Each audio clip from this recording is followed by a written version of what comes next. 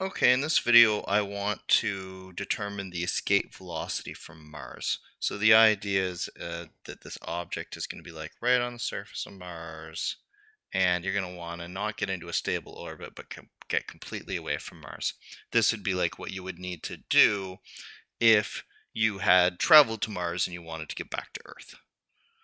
Here, what we have to assume then is when you get far away, right, when the radius goes to infinity, the total energy of the system should be going to zero. So that's what we want for our final energy. And in our initial situation, to get us to zero energy or far away, we are going to have some gravitational energy that we have to overcome, and we're going to try and overcome that gravitational energy with kinetic energy. So since we're dealing with planets, we have to use our universal gravitational energy formula. We've got negative g times the mass of Mars times the mass of the object divided by the radius. And for the kinetic energy, we're going to have 1/2 times the mass of the object times the velocity of the object squared. So if it has this much kinetic energy, it can overcome the gravitational energy and get to the zero energy state, or get very far away from the planet. You'll notice that the mass of the object is in both terms, and the mass of the object cannot be zero, so we can divide it out. Simplify our equation slightly.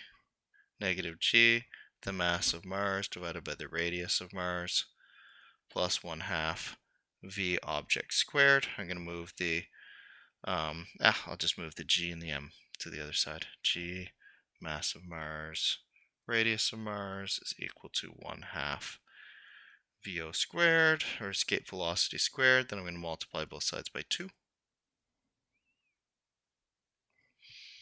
And square root.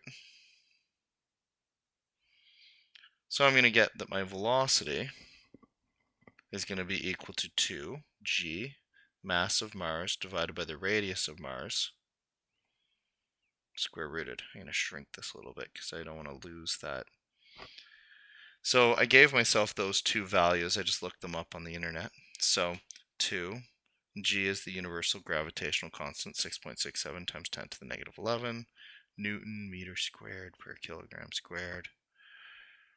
No, didn't leave myself enough space here. Hold on.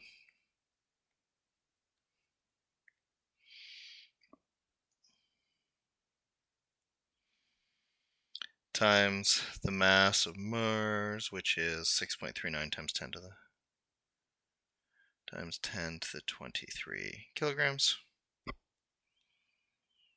divided by the radius, which will be 3.39 times 10 to the 6 meters. And then I'm going to square root the whole thing.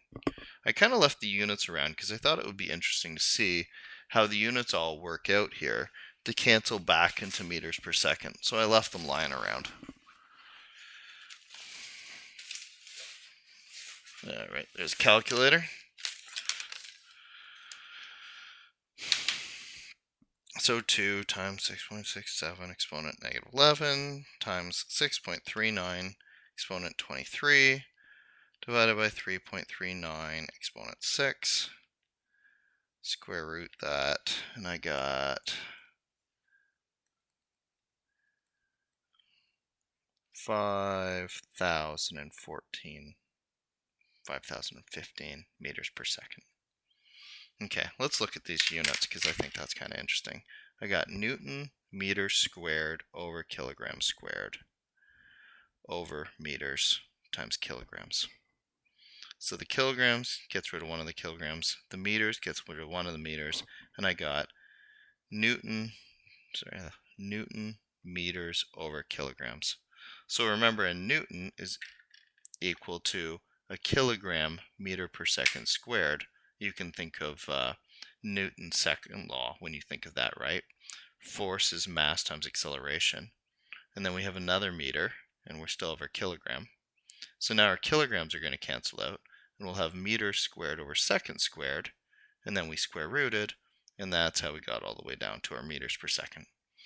Anyway, so 5,015. So that means if you had an object on the surface of Mars and you pointed it up and you shot it at 5,020 meters per second, that object, ignoring wind resistance, would go completely off the planet and fly out into deep space.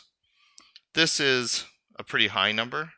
If you do it for the moon, you'll get a significantly lower number, which is partially why it would be easier to land on the moon and then come back to Earth.